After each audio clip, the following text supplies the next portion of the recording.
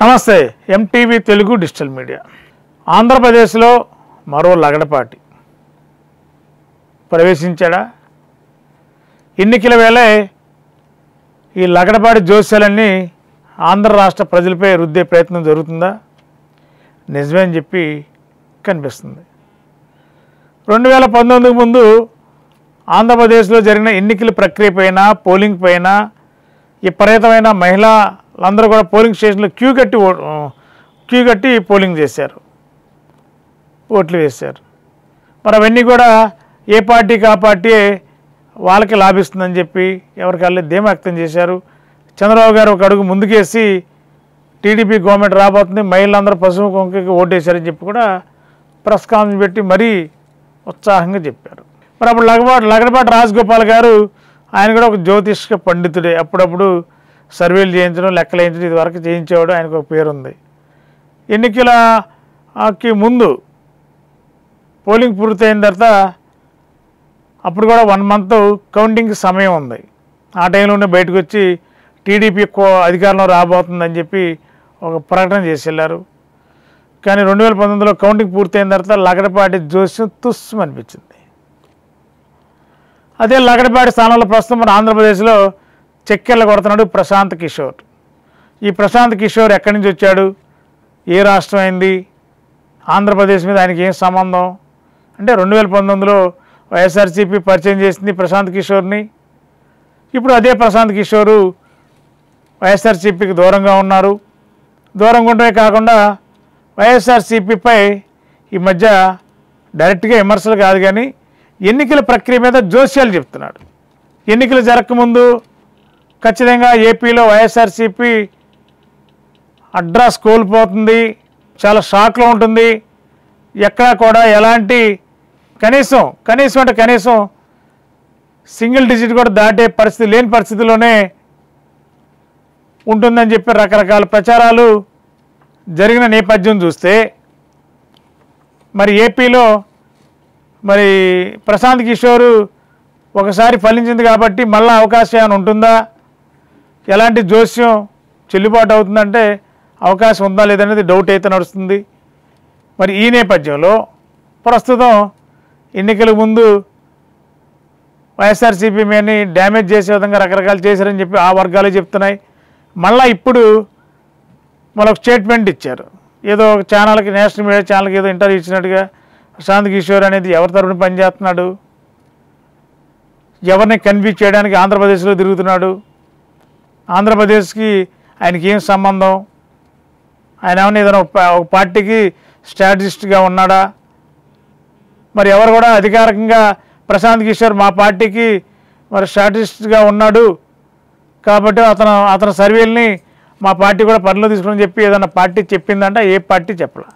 కానీ అతను ప్రశాంత్ కిషోర్ మాత్రం తెలుగుదేశానికి అనుకూలంగా జోస్యాలు చెప్తాడు. మరి ఘోరంగా 2024లో వైఎస్ఆర్సీపీ ఓడిపోబోతుందని చెప్పి జోస్యం చెప్తాడు ఆయన. మరి ఏ టైపు జోస్యం అది, ఆయనకున్న లెక్కలేంటి? కానీ చంద్రబాబు గారు పెట్టుకున్న రాబిన్ శర్మ టీము ఎవరు కూడా బయటికి నోరిప్పట్లేదు, బయటికి చెప్పట్లేదు వాళ్ళు. మరి చంద్రబాబు గారు రాబిన్ శర్మ టీంనే రాష్ట్రం అంతా ఏజెన్సీగా పెట్టుకున్నారు, సర్వేలు చేయించుకున్నారు. అది వాళ్ళు ఏదో ఇంటర్నల్ లెక్కలో చంద్రబాబు గారికి ఇచ్చుంటారు. టీడీపీలో ఒక వర్గం బయటకు వచ్చి ఏదో 135 దాకా రావచ్చు అని ఒక మొగతాయింపుగా టీడీపీ నాయకుల నుండి బయటకు ఒక సమాచారం కూటమికి ఇన్ని వస్తుందని చెప్పి చెప్పుకుంటున్నారు. అంతవరకు ఓకే. ఈ ప్రశాంత్ కిషోర్ సంబంధం ఏముంది? ఈ ప్రశాంత్ కిషోర్ ఆంధ్రప్రదేశ్ మీద ఆయన ఏదో చెప్పే ప్రయత్నం చేస్తాడు, ఘోరంగా ఓడిపోతుందని చెప్పి. అసలు ప్రశాంత్ కిషోర్ అనే వ్యక్తిని మరో లగడపాటిగా ఆంధ్రప్రదేశ్ ప్రజలు భావిస్తున్నారు.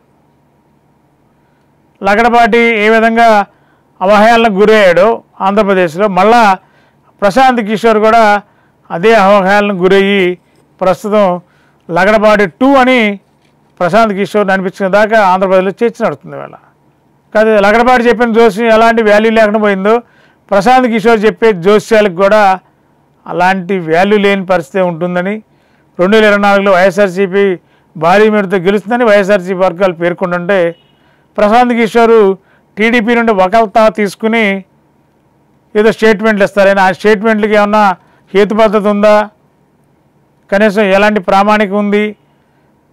సింగిల్ డిజిటో లేకపోతే ఘోరంగా ఓడిపోతున్నప్పుడు ఏ ప్రాతిపదిక మీద ఓడిపోతుందో చెప్పాలి కదా. నియోజకవర్గాల వారీగానో జిల్లాల వారీగానో రాష్ట్రంలో యూనిట్గా తీసుకుని పర్సంటేజ్ బేస్ చేసుకునో లేదంటే ఈ పర్సంటేజ్ వల్ల ఇంత మెజారిటీ పలానా పార్టీకి వచ్చే అవకాశం ఉందని చెప్పాలి కదా. అది ఏమీ లేకుండా వైఎస్ఆర్సీపీ మాత్రం ఘోరంగా ఓడిపోతుందని మాత్రం చెప్పగలుగుతున్నాడు ఈ ప్రశాంత్ కిషోర్. కాబట్టి లగడపాటికి ప్రశాంత్ కిషోర్కి తేడా లేదు, ఇద్దరు ఒకటే. కాబట్టి వీళ్ళ జోస్యాలకి ఆంధ్రప్రదేశ్లో చెల్లుబాటు అవకాశం లేదు, నమ్మే పరిస్థితి లేదనేది ఆంధ్ర రాష్ట్ర ప్రజలు చెప్తున్నారు. మరి జూన్ 4న మరి ప్రశాంత్ కిషోర్ చెప్పే ఈ స్టేట్మెంట్లు జోస్యాలకి ఎలాంటి విలువ ఉంటుంది, ఎలాంటి ప్రాతిపదిక ఉంటుందో జూన్ 4నే క్లారిటీ వచ్చే అవకాశం ఉంది. గత 20 సంవత్సరాలుగా దంత సమస్యలతో పాటు దవడ మరియు ముఖ సంబంధ సమస్యలకు చక్కని చికిత్సలు అందిస్తున్న శ్రీ రామకృష్ణ దంత వైద్యశాల, నరసింహారావుపేట, ఏలూరు.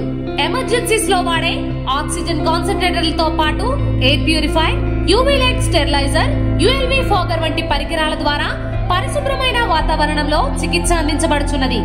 ఆర్వీజీ ద్వారా అతి తక్కువ రేడియేషన్ ఉపయోగించి దంత వ్యాధి నిర్ధారణ మరియు రూట్ కెనాల్ వైద్యం చేయబడుచున్నది. డెంటల్ లేజర్ ద్వారా కుట్లు లేకుండా సర్జరీలు, ఇంప్లాంట్స్ కిట్స్ ద్వారా పళ్ళు లేని వారికి ఫిక్స్డ్ దంతాలు, రూట్ కెనాల్ చికిత్సలకు ఎండో మోటార్ వంటి ఆధునిక పరికరాలు కలిగిన నమ్మకమైన డెంటల్ క్లినిక్. అత్యంత ప్రామాణికమైన ఆటోక్లావింగ్ పద్ధతిలో శుభ్రపరిచిన ఇన్స్ట్రుమెంట్స్ వాడడం మా ప్రత్యేకత. దంత సమస్యలకు చికిత్సతో పాటు విరిగిన దవడ మరియు ముఖ ఎముకలకు చికిత్స, ఎత్తు మరియు వంకర దవడలకు కాస్మెటిక్ సర్జరీ, యాక్సిలోఫేషియల్ వంటి చికిత్సలకు చిరునామా శ్రీ రామకృష్ణ దంత వైద్యశాల, వేములపల్లి రెసిడెన్సీ అపార్ట్మెంట్,